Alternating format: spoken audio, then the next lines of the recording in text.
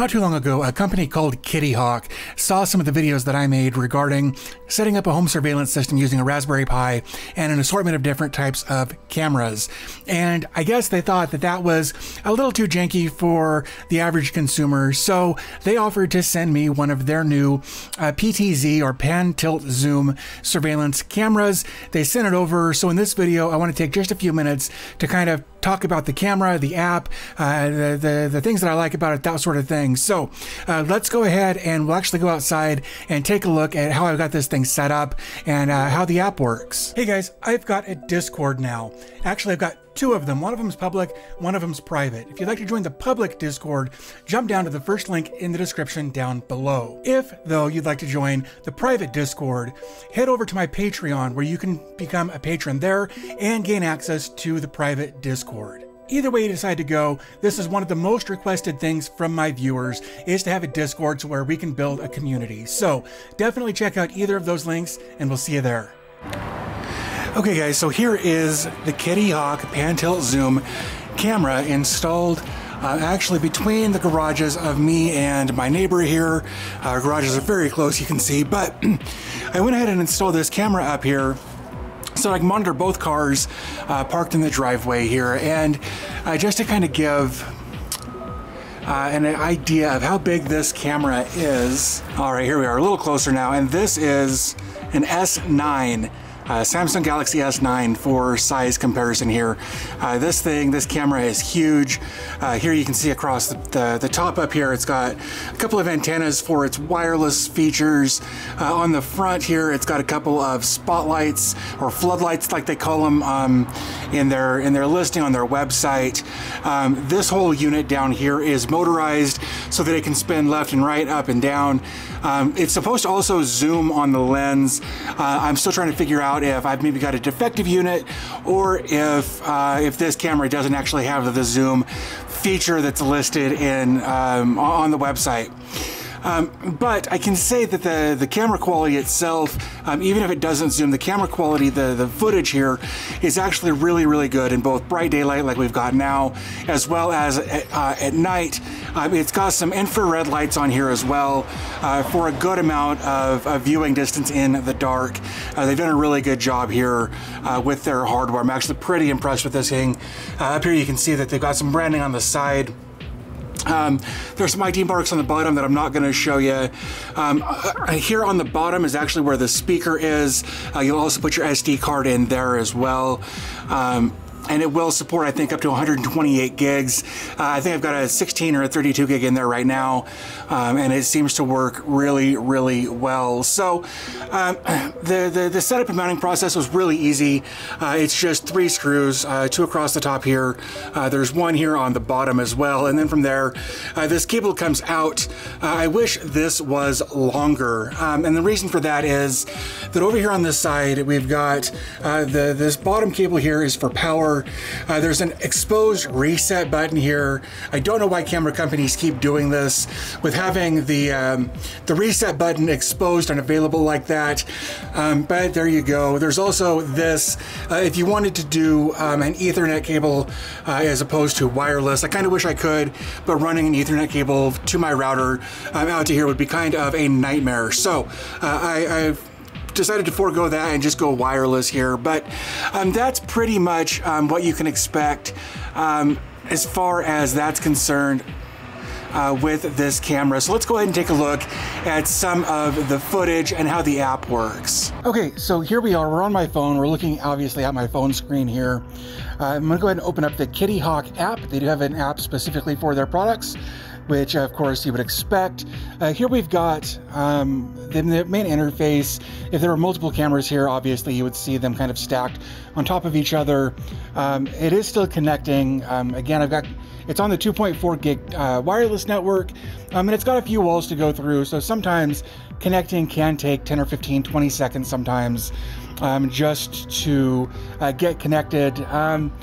Again, if I was connected via Ethernet cable, that would be a lot faster, if not instantly. So just definitely one of the trade-offs for going wireless here. If we kind of look around this screen, we can see that I've named this camera garage accordingly. Like I said, this is between the two garages. and it shows that the camera is online. Below that, obviously, we've got our camera feed. We've got the option to share with somebody else if we wanted to. Messages, playback, and settings. Messages will be anything, any notifications that we've got, and it'll show what kind of a instance it was. In this case, motion. So if we go ahead and open that, here we can kind of get a general idea of what that will look like. We click on View Video. It's actually where the speaker is. You'll also put your SD card in there as well, and we'll support. So that's showing me, obviously it was working. It picked me up as I was recording the previous part of this video. So you can scroll through any of those and rewatch any of that. You can also open up the actual camera feed here, and actually there I am waving at the camera now. So that shows that everything does work very well. There's only a second or two of delay there. So let's see what else we can do. There is an intercom here. I'm not sure if I can actually record that while I'm recording this, so I'm gonna skip that, but know that there is an intercom so that you can talk to people and they can talk to you using this. It actually works really well. If I wanted to, I could actually click the sound button down here and get a recording or hear what's going on outside. I could take a picture if I wanted to. I could also just click the record button there. So now I can manually record anything that I want to record at any time. And then I can just stop it. All right, so noisy neighbors there. There's a light control. Here is that pan, tilt, and zoom screen, and it does have the ability to scroll left and right and up and down, that sort of thing. Pretty well. I've actually got a couple of presets on here. If I want to go to a specific place, I can just click go to, and it will automatically zoom right back over to where I had that location set up there. There are a few things in here that I don't know. I'm actually still waiting to hear back regarding things like lens control for focal length and zoom. There's also this feature up here that's supposed to have auto cruise, which I believe will make it pan left and right automatically. For some reason, it doesn't seem to work. Again, I don't know if this is for this camera or another camera. I am still waiting to hear back from them about that. Okay, guys, so while I was editing this, I did hear back from Kittyhok to let me know that this app does actually work with a few different cameras, so there will be some features in the app that won't necessarily work with this camera. What they had mentioned is that they've got two different types of cameras, one with an optical 4x zoom and one with a digital zoom, and this one is actually the one that has the digital zoom in it. So if you want to get that camera, the one I've got now, or if you want to get the one with the 4x optical zoom, there will be actually a couple of links in the description down below to jump over to Amazon and pick one of these up. Also, there will be coupon codes for 15% off of either of those cameras if you're interested in doing that. So I just wanted to interject this real quick to let you know that yes, there are some features on this app that apply to different cameras, so that way they don't have to make multiple apps. So just wanted to clarify that. So let's move on with the rest of the video. What else? Oh, so also there's an option where you can go in, and you can look at what they call their mall. Let's go ahead and do that. Here you can see other products that they've got, things you can buy. They've actually got a pretty good assortment of different styles of camera here. They come with hard drives and different numbers of cameras, things like that. So I think that's pretty cool. Let's go ahead and take a look at settings here. You got your device ID, ID type, audio. Do you want audio? Yes or no? That's actually pretty neat. Voice instructions. I actually kind of dig this. You can turn that on, and you can, when you're first setting up the camera, you can tell it whether or not you want your instructions to be in English or Chinese. I dig that, but I don't need that, so I'm going to turn that back off. Device volume, you can control how loud things are coming in and going out of the camera.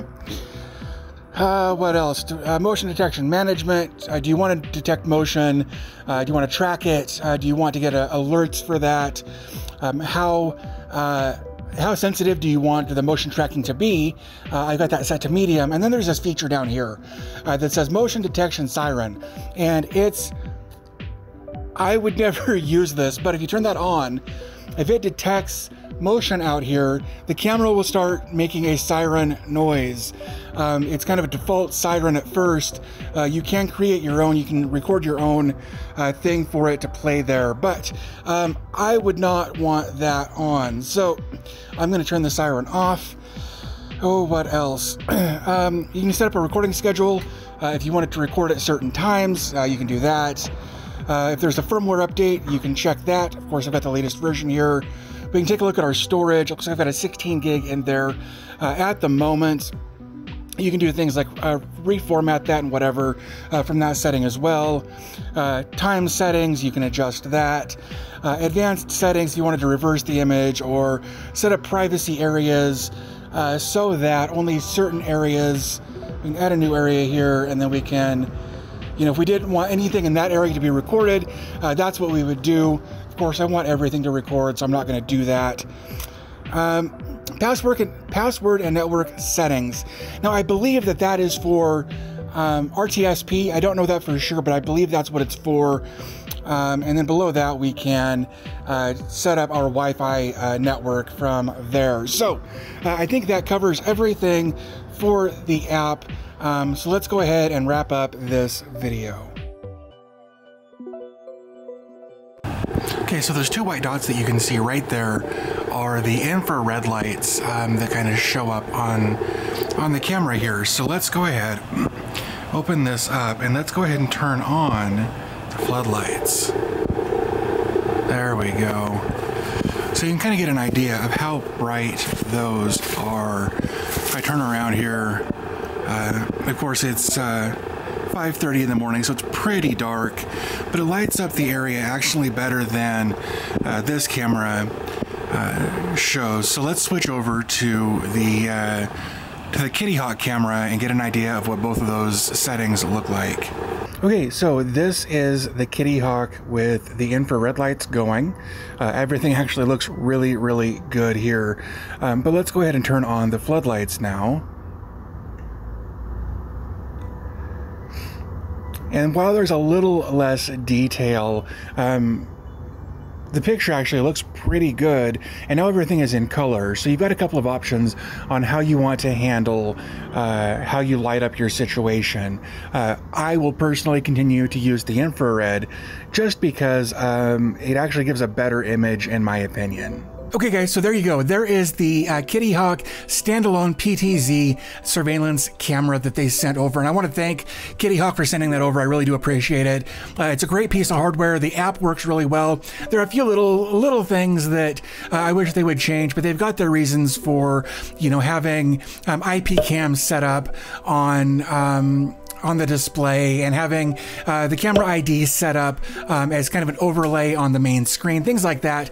That's just what they've decided to do, and I know they've got their reasons, but I do know that after talking to them that some of their other systems, their more complete systems with the home station and multiple cameras, things like that, don't necessarily have all of that information in those places. So even if you're not interested in this, they do have some other types of surveillance cameras and home surveillance systems that you can get from them at great prices. So again, I want to thank Kittyhok for sending this over. I want to thank you guys for checking out this video. Do me a favor, in the comment section down below, let me know what you think of the video. But I think that's going to pretty much wrap up everything for this video. So as always, thanks for your time. I always appreciate your support, and I'll talk to you in the next video.